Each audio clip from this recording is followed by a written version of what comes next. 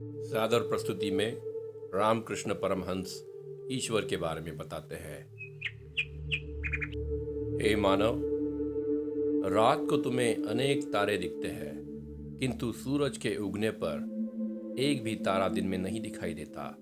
तो क्या तुम कह सकते हो कि तारों का अस्तित्व नहीं है? बिल्कुल उसी तरह हे मानव, तुम अपने जीवन में अगर अपने अज्ञान के कारण भगवान को देख नहीं सकते तो तुम ये नहीं कह सकते कि भगवान नहीं है या उसका अस्तित्व नहीं है। भगवान के अनेक नाम है, अनेक रूप है जिनके द्वारा तुम भगवान को प्राप्त कर सकते हो। तुम जिस नाम और रूप में भगवान की पूजा करोगे, उसी रूप में तुम्हें भगवान के दर्शन होंगे। सत्य एक ही है, केवल नाम और रूप का ही भेद है। नदी या तालाब के ऊपर 3 या 4 ही घाट है। जिस घाट पर हिंदू पानी पीते हैं उसे जल कहते हैं। मुसलमान लोग दूसरे घाट पर उसी को पानी कहते हैं। पाश्चिमात्य जगत तीसरे घाट पर उसी को वाटर कहते हैं। जल, पानी, वाटर, इन तीनों शब्दों का अर्थ एक ही है, केवल नाम का फर्क है। बिल्कुल इसी प्रकार समस्त जगत उस परमात्मा को, भगवान को अलग अलग नाम से संबोधित करता है। एक ही सत्य है जिसे कोई लोग अल्लाह कहते हैं, कोई लोग गॉड कहते हैं, कोई लोग ब्रह्मन कहते हैं, कोई काली तो कोई राम, जीसस, दुर्गा और हरि कहते हैं, किंतु सत्य केवल एक है। उस परम सत्य के ही अनेक नाम है। इसीलिए इस जगत में कोई भी ये नहीं कह सकता कि ईश्वर यानी भगवान बस यही है और कुछ नहीं। वह ईश्वर निराकार भी है और साकार भी। वो अपने भक्तों की इच्छा के अनुसार अलग अलग रूप धारण कर सकता है।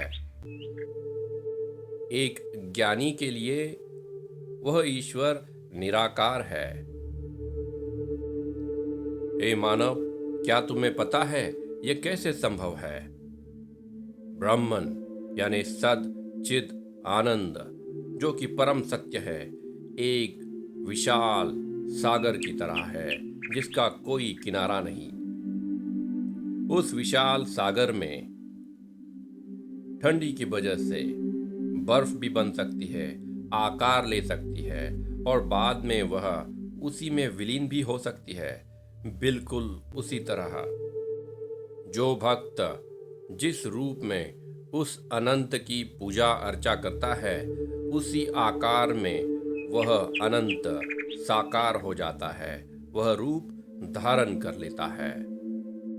सारांश में भगवान अपने भक्त के लिए उसी रूप में दर्शन देते हैं जिस रूप में भक्त उन्हें देखना चाहते हैं। जिस प्रकार सूरज के उगने पर समुद्र के अंदर जो बर्फ है वो पिघल जाती है, बिल्कुल उसी प्रकार भक्त के अंदर ज्ञान का प्रकाश होने के बाद साकार रूप निराकार में विलीन हो जाता है। वह निराकार ही अनंत है, परब्रह्म है, परमात्मा है, वह सर्वत्र है।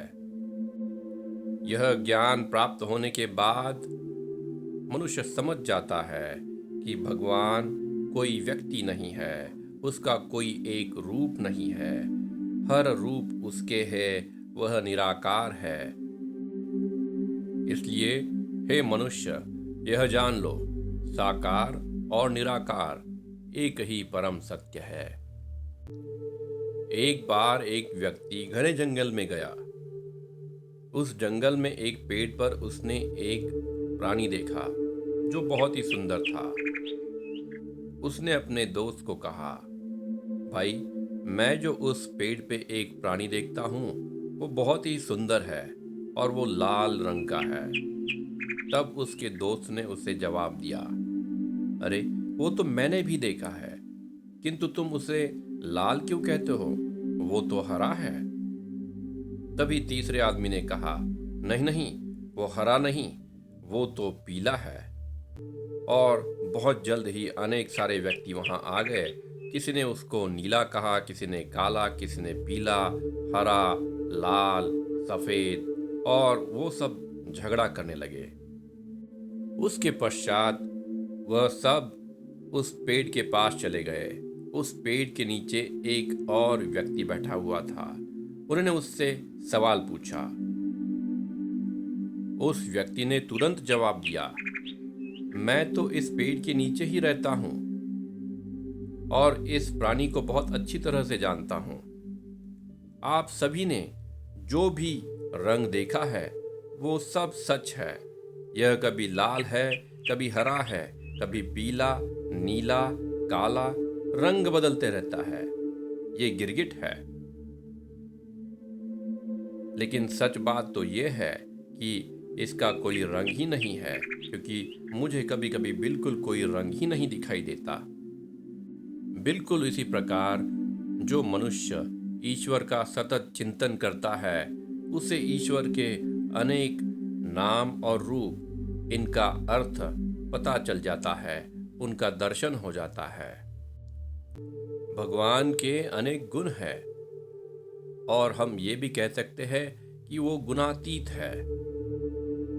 केवल वह व्यक्ति जो उस पेड़ के नीचे रहता हो वही बता सकता है कि गिरगिट के अनेक रंग है और उसका कोई रंग भी नहीं है। बिल्कुल उसी प्रकार जिन व्यक्तियों को ईश्वर के दर्शन नहीं हुए हैं, वह उसके गुणों के ऊपर चर्चा करके झगड़ा करते हैं। जिनको सत्य की प्राप्ति हुई है, वह किसी से झगड़ा नहीं करते। उदाहरण के तौर पर, अगर आप आग को देखेंगे तो उसका कोई प्रत्यक्ष रूप नहीं होता है। जैसे जैसे आग कम या बढ़ जाती है, वैसे वैसे वह अलग आकार ले लेती है। वह मूलतः निराकार अग्नि अलग अलग आकार धारण कर लेती है। बिल्कुल वैसे ही भगवान भी अपने आप को अनेक रूपों में प्रदर्शित कर सकते हैं। सूरज पृथ्वी से कई गुना बड़ा है, किंतु सूरज और पृथ्वी के बीच में बहुत अंतर है। उस अंतर के कारण हमें सूरज बहुत ही छोटा दिखाई देता है। बिल्कुल उसी तरह ईश्वर भी महान है, अनंत है, सर्वज्ञ है और सर्वव्याप्त है, किंतु हम मनुष्य उससे बहुत दूर है। इसके लिए हमें ईश्वर की महानता समझ में नहीं आती। शिव और शक्ति में कोई अंतर नहीं, ब्रह्म और शक्ति में कोई अंतर नहीं, दोनों एक ही सत्य है। वह परम सत्य जब अव्यक्त हो, वह जगत के किसी निर्माण, पोषण या संहार में सहभाग नहीं लेता। उसे हम शिव यानी ब्रह्मन कहते हैं। किंतु वही सत्य जब व्यक्त रूप में सामने आता है, वह इस जगत का निर्माण, पोषण और संहार करता है, तो हम उसे काली या शक्ति कहते हैं। ईश्वर एक चीनी के पहाड़ के समान है। छोटी चींटी छोटी मात्रा में चीनी ले जाती है और बड़ी चींटी बड़ी मात्रा में चीनी ले जाती है, किंतु वह चीनी का पहाड़ जैसे कि तैसा रहता है। भक्तों का भी ऐसा ही है। केवल एक दैवी गुण के प्राप्ति से भक्त लोग भावपूर्ण हो जाते हैं, भाव विवेश हो जाते हैं। कोई भी मनुष्य भगवान की महानता को, उसके सारे गुणों को समा नहीं पाएगा। जैसे एक नमक की गुड़िया समुद्र की गहराई नापने चली जाती है और उसी में लीन हो जाती है, बिल्कुल उसी तरह भक्त जब एक जीवात्मा होकर उस परमात्मा में लीन हो जाता है तो वह अपने गुणों और दोषों के अतीत हो जाता है, परे हो जाता है।